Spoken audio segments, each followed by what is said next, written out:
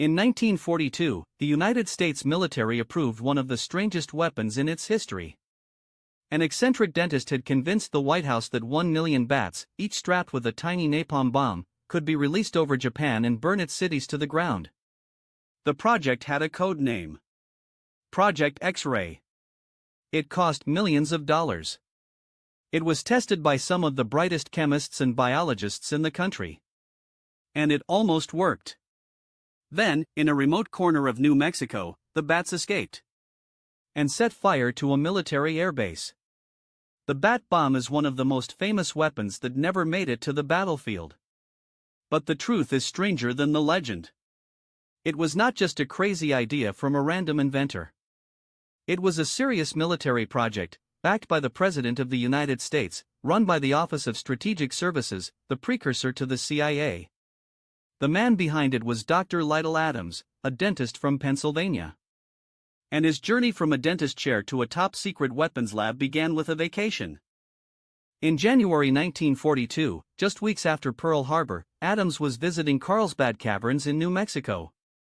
He watched as millions of Mexican free-tailed bats poured out of the cave at sunset, a living river of wings stretching across the sky. He knew that Japanese cities were built largely from wood and paper. He knew that bats instinctively sought shelter in eaves and attics before dawn. And he realized that if you could attach a timed incendiary device to each bat, you could start thousands of fires simultaneously in places no bomber could reach. Adams wrote a letter to President Franklin Roosevelt. In it, he described a weapon that would frighten, demoralize, and excite the prejudices of the people of the Japanese Empire. Roosevelt's response was famously pragmatic. He wrote to his intelligence chief, "This man is not a nut. It sounds like a perfectly wild idea but is worth looking into." The project was assigned to the Office of Strategic Services. Adams assembled a team that included a Harvard zoologist, an actor from Hollywood, an ex-gangster who had worked for Al Capone, a lobster fisherman turned Marine, and 2 high school students.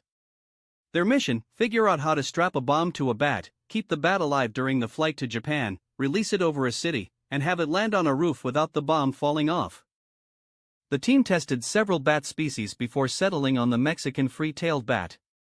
A creature weighing just half an ounce, 14 grams, could carry a payload of 15 to 18 grams. More than its own body weight. The incendiary device was called the H2 unit. A small cellulose capsule filled with napalm, invented by Dr. Louis Fieser, a Harvard chemist. The capsule was smaller than a human thumb.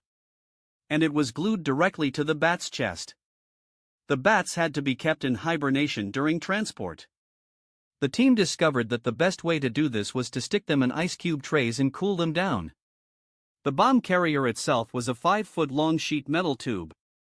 Inside were 26 circular trays, each holding 40 bats. Total capacity: 1,040 bats per bomb. The plan was simple. A B-24 Liberator bomber would carry the loaded bomb carriers over a Japanese city. At 4,000 feet, the carriers would be deployed. Parachutes would slow their descent.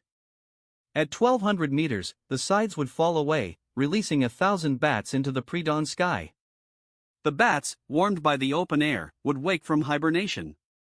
Their instinct would drive them to the nearest shelter, the eaves, attics, and rafters of the wooden Japanese buildings below. Minutes later, the timed fuses would ignite the napalm. In a single night, a single bomber could start over 100,000 fires spread across an area of 20 to 40 miles. No conventional bombing raid could match that kind of coverage. And then, on May 15, 1943, something happened that nearly ended the project. During a routine test at the Carlsbad Army Airfield in New Mexico, a batch of armed bats escaped before they could be loaded into the carrier. They took refuge in the hangars and administrative buildings. Minutes later, the timers ran out. The errant bats set fire to the auxiliary airbase. The hangar, a control tower, and several vehicles were destroyed.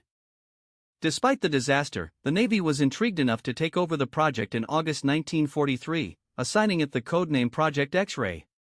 By early 1944, the bat bomb was no longer a concept. It was a working weapon system. Live tests showed the bats successfully dispersed and their incendiaries ignited as designed.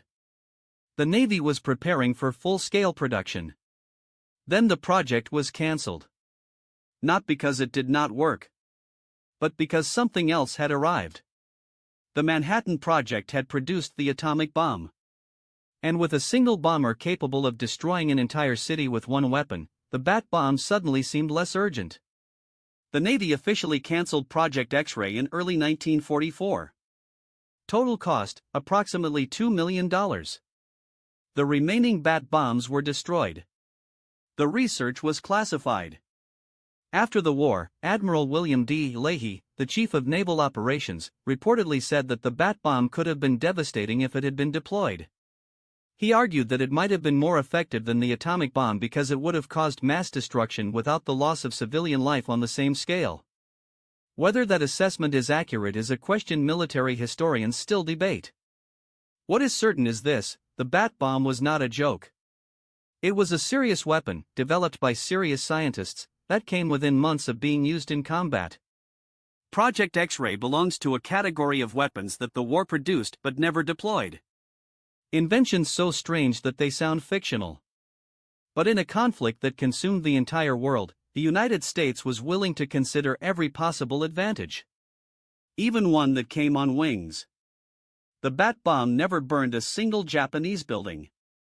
But it stands as a reminder that the most dangerous ideas are sometimes the most creative ones, and that in war, imagination is the most unpredictable weapon of all. Next time on Combat Chronicles, a secret city hidden beneath the Greenland ice sheet. Built for nuclear war. Abandoned when the ice started to move. I am your host on Combat Chronicles.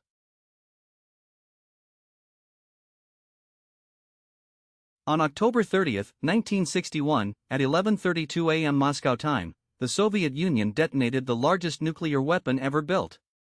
It was called the Tsar Bomba, which means Emperor of Bombs. The yield was 50 megatons of TNT.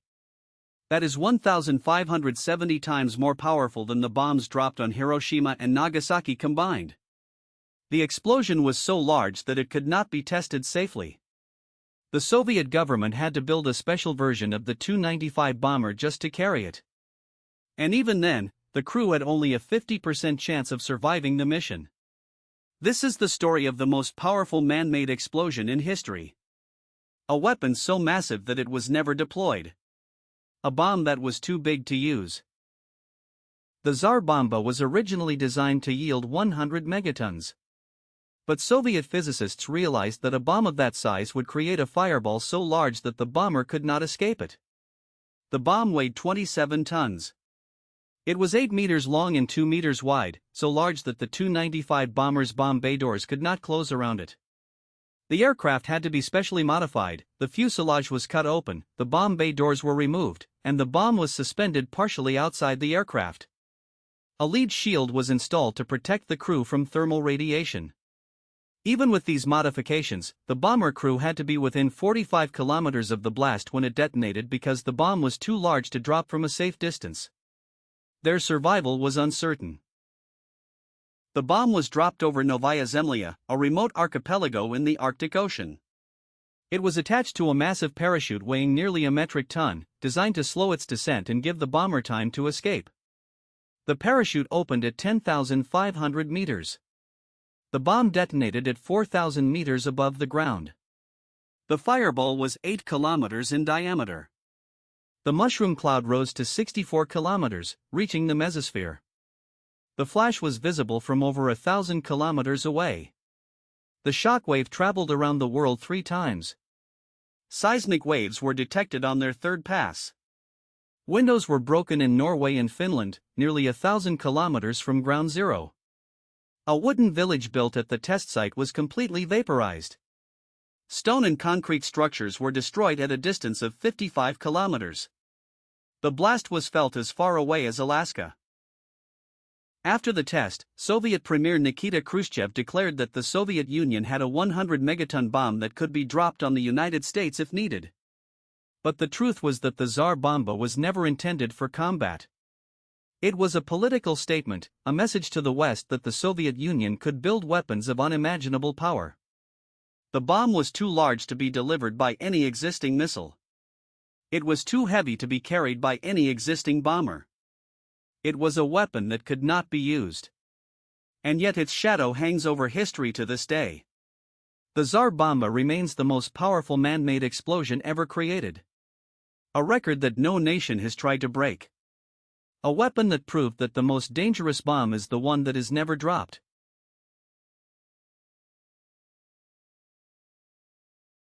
In the 1980s, Saddam Hussein embarked on one of the most audacious weapons projects in history.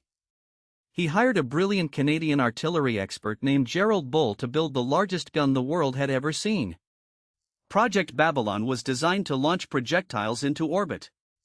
But the gun could also have been used to deliver chemical or nuclear warheads at targets over 1,000 kilometers away. The question is, was it ever completed? And if so, where is it now? Gerald Bull was a genius of artillery design. He had spent decades perfecting the science of big guns. His designs for Project Babylon called for a gun 156 meters long with a 1-meter bore. It would have been mounted on a hillside in northern Iraq, aimed at Israel and Iran. The gun's components were manufactured in Europe and shipped to Iraq under cover of legitimate industrial contracts. But British customs became suspicious. In 1990, they seized 8 massive steel tubes at Middlesbrough port. The barrels were exactly what Bull had ordered. On March 22, 1990, Gerald Bull was shot dead outside his apartment in Brussels. The assassination has never been definitively solved. Israeli intelligence, the CIA, and Iranian agents have all been suspected. After Bull's death, Project Babylon fell apart. The components that were already in Iraq were assembled, but the gun was never completed. The unfinished supergun still sits in the Iraqi desert, a monument to one man's vision and the politics that destroyed it. What could have been the most powerful artillery piece in history became nothing more than a rusting relic.